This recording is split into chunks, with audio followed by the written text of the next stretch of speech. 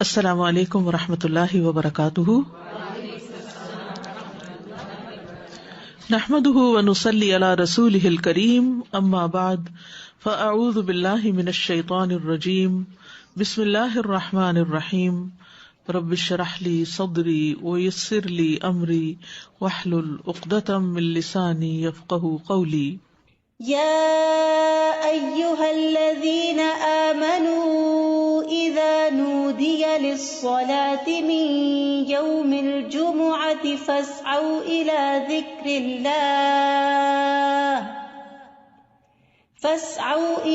ذكر الله وذروا البيع ذلكم خير لكم إن كنتم تعلمون۔ کہ ایمان والوں کے لیے جمعہ کی اذان کے بعد کسی بھی اور قسم کی مشغولیت اختیار کرنا درست نہیں، اور ہر عاقل بالغ کو جمعے کی نماز کے لیے دوڑ پڑنا چاہیے، کیونکہ جمعہ ہر مسلمان پر فرض ہے۔ نبی صلی اللہ علیہ وسلم نے فرمایا، جمعہ ہر مسلمان پر جماعت کے ساتھ لازماً فرض ہے، حق واجب کہا، سوائے 4 طرح کے لوگوں کے: غلام، مملوک، عورت، بچہ یا مریض۔ تو ایک ہو گیا غلام مملوک، دوسرا عورت، تیسرے بچہ اور چوتھے بیمار شخص۔ اسی طرح مسافر پر بھی جمعہ نہیں ہے، اور عورتیں گھر میں 4 رکعت نماز اپنی ظہر کی پڑھیں گی۔ گھر میں جمعہ نہیں ہوتا، جمعہ جمع ہو کر ہی ہوتا ہے، مسجد میں ہوتا ہے، اور بڑی مسجد میں ہوتا ہے۔ عید کے دن جمعہ نہ پڑھنے کی رخصت ہے۔ ابو ہریرہ کہتے ہیں کہ رسول اللہ صلی اللہ علیہ وسلم نے فرمایا، تمہارے آج کے دن میں 2 عیدیں جمع ہو گئی ہیں، پس جو چاہے تو اس کے لیے یہ نماز عید جمعہ سے کافی ہوگی۔ جمعہ نہ بھی پڑھے تو ٹھیک ہے، عید کا پڑھنا لازم ہے، اور ہم تو جمعہ پڑھیں گے۔ یعنی آپ نے پسند کیا کہ جمعہ پڑھیں، لیکن جو نہ پڑھنا چاہے، ظہر پڑھنا چاہے تو وہ بھی ٹھیک ہے۔ وہب بن کیسان سے مروی ہے، انہوں نے بیان کیا کہ ابن زبیر رضی اللہ عنہما کے دور میں جمعہ اور عید اکٹھے ہو گئے تو انہوں نے عید کے لیے نکلنے میں دیر کر دی، حتیٰ کہ دن کافی اونچا ہو گیا۔ پھر وہ نکلے، خطبہ دیا اور بہت لمبا خطبہ دیا، پھر اترے اور عید کی نماز پڑھائی، اور اس دن لوگوں کو جمعہ نہیں پڑھایا۔ یہ بات ابن عباس سے ذکر کی گئی تو انہوں نے فرمایا انہوں نے سنت پر عمل کیا۔ یعنی کہ باقی حدیثوں میں بہت سی چیزیں مماثلت ہیں، جو ایک ایک چیز کسی اور حدیث میں الگ سے بھی ملتی ہے۔ جو شخص جمعہ کے دن غسل کرے، جس قدر ممکن ہو پاکیزگی حاصل کرے، اور اپنے تیل میں سے تیل لگائے یا اپنے گھر کی خوشبو میں سے خوشبو لگائے۔ پھر اسی طرح مسجد کی طرف جلدی نکلنا چاہیے، کیونکہ جب امام نکل آتا ہے تو پھر اس کے بعد فرشتے نام لکھنے بند کر دیتے ہیں۔ پھر کثرت سے درود پڑھنا۔ رسول اللہ صلی اللہ علیہ وسلم نے فرمایا، جمعے کے دن اور جمعے کی رات کو، یعنی رات سے ہی شروع ہو جائے۔ کل کسی نے سوال کیا تھا کہ جمعے کی رات کا کوئی خاص عمل کیا ہے، تو وہ درود شریف پڑھنا ہے۔ تو جمعے کی رات کو کثرت سے مجھ پر درود پڑھا کرو، پس جو آدمی مجھ پر ایک دفعہ درود بھیجے گا، اللہ اس پر 10 رحمت نازل کرے گا۔ اوس بن اوس روایت کرتے ہیں کہ رسول اللہ صلی اللہ علیہ وسلم نے فرمایا، بے شک تمہارے افضل دنوں میں سے جمعے کا دن ہے۔ اسی دن آدم علیہ السلام پیدا کیے گئے، اسی دن ان کی روح قبض کی گئی، اسی دن سور پھونکا جائے گا، اسی دن لوگ بے ہوش ہوں گے، اس لیے اس دن مجھ پر کثرت سے درود بھیجا کرو، کیونکہ درود مجھ پر پیش کیا جاتا ہے۔ یعنی یہ ایک اسپیشل ڈے ہے، اور اس میں اسپیشل کرنے کا کام کیا ہے کہ رسول اللہ صلی اللہ علیہ وسلم کو درود کا تحفہ بھیجا جائے۔ پھر سورۃ الکہف پڑھنا۔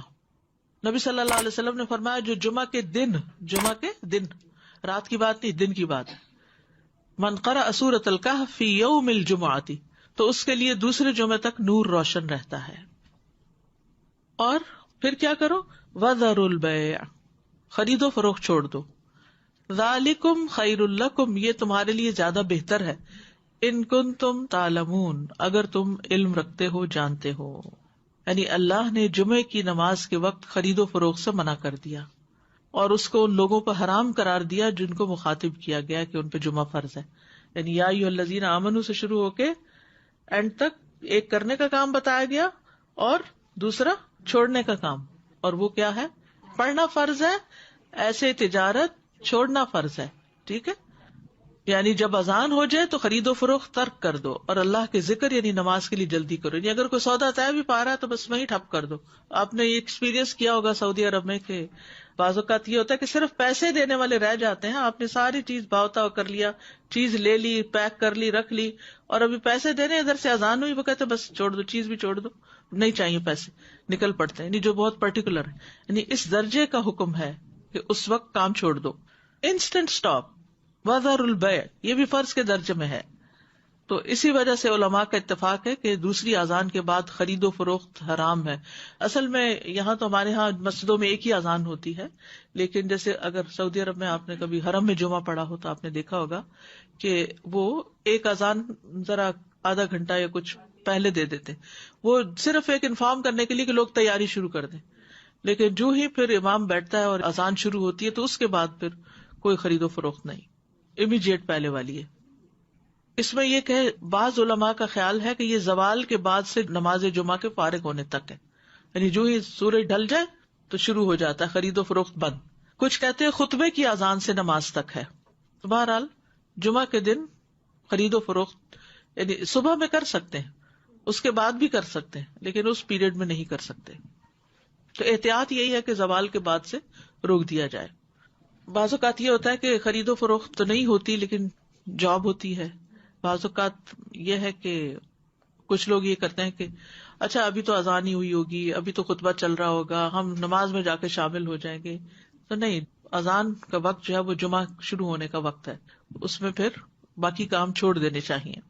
الا یہ کہ انسان پارک کر رہا ہے یا رش ہے یا راستے میں کوئی رکاوٹ آ گئی ہے, وہ الگ بات ہے.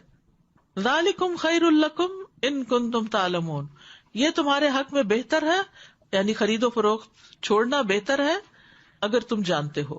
یعنی نماز پڑھنا زیادہ بہتر عمل ہے. اور اس لیے کہ اگر تم نے وقت پہ نماز نہ پڑھی وہ تو فوت ہو جائے گی, لیکن اگر تم نے تجارت چھوڑ دی اس وقت تو وہ تو بعد میں بھی ہو سکتی ہے, اس کا کوئی وقت مقرر تو نہیں ہے, وہ تو کسی وقت بھی ہو سکتی ہے. ایک تو یہ استاذہ جی کہ سورۃ الکہف کے بھی جیسے آپ نے بتایا, تو سورۃ الکہف کے لیے بھی کیا کچھ وقت مقید ہے؟ کچھ لوگ اس کو کہتے ہیں کہ it has to be before عصر. نہیں, مغرب سے پہلے تک پورا دن کا پورا دن, درود کے لیے بھی پورا دن. ٹھیک ہے, مغرب پہ وہ دن کا اختتام ہوتا ہے. ٹھیک ہے. اور دوسرا یہ جو جمعے کی بات آئی کہ وذر البیع, اب فار انسٹنس اب ڈپینڈ کرتا ہے نا, نیت والی بات ہے کہ اگر آپ نے جمعہ اٹینڈ کرنے کی نیت کی ہوئی ہے تو پھر آپ کا ہوگا. اب جیسے فار انسٹنس ہم یہاں ہوتے ہیں اور اگر کسی وقت ہم, عورتوں پر تو فرض ہی نہیں ہے نا جی, لیکن اگر ارادہ کیا ہوا ہے تو پھر اس وقت انسان سب چھوڑ کے چلا جائے. ٹھیک, جزاک اللہ خیر.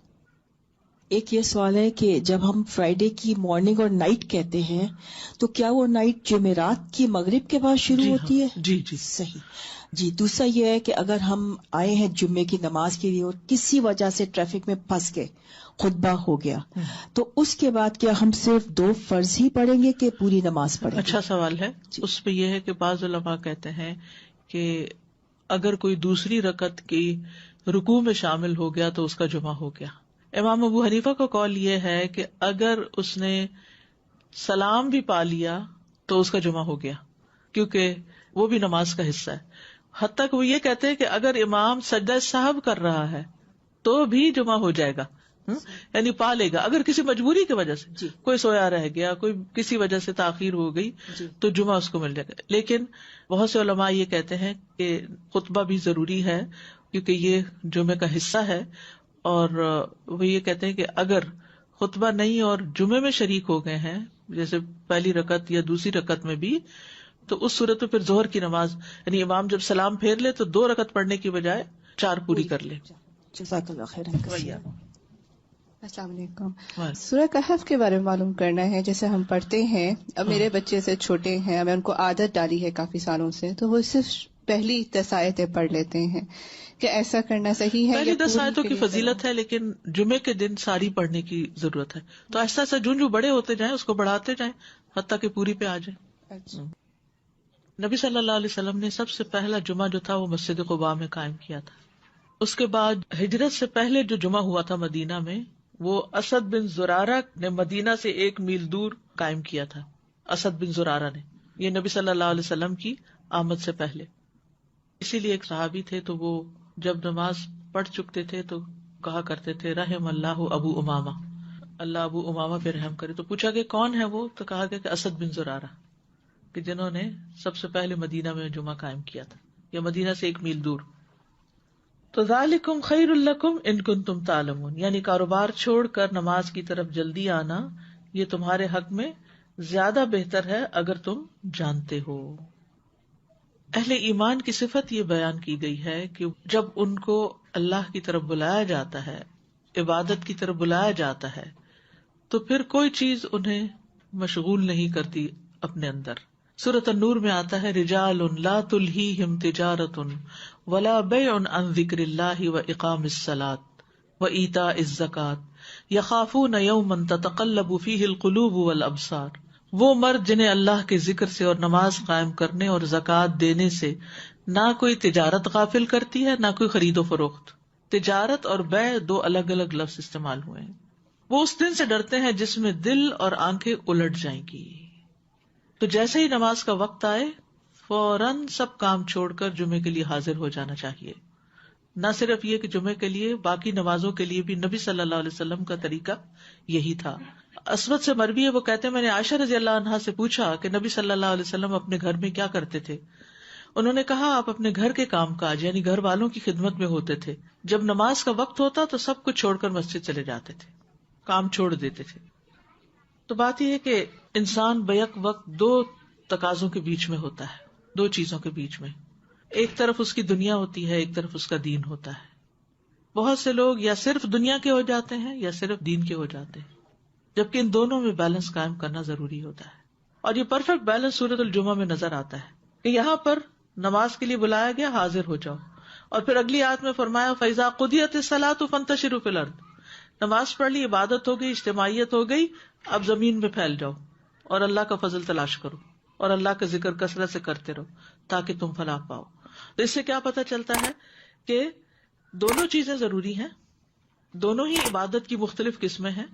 اس کے لیے تقسیم اوقات کی ضرورت ہے، ٹائم مینجمنٹ کی ضرورت ہے. کچھ وقت عبادت کے لیے اور کچھ وقت کام کاج کے لیے. جب اللہ سبحانہ تعالیٰ اس سے عبادت کا تقاضا کرے تو وہ عبادت کے لیے دوڑ پڑے، اور جب اس کی ضروریات اس کو دنیا کی طرف بلائیں تو اپنے کام کاج اور معاش کی طرف دوڑ پڑے.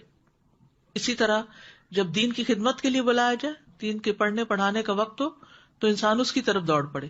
اور جب بچے اور شوہر اور گھر والے ہمارے محتاج ہوں کھانے پینے کی اور ضروریات پوری کرنے کے، تو ان ضروریات کو بھی عبادت سمجھ کر پورا کیا جائے.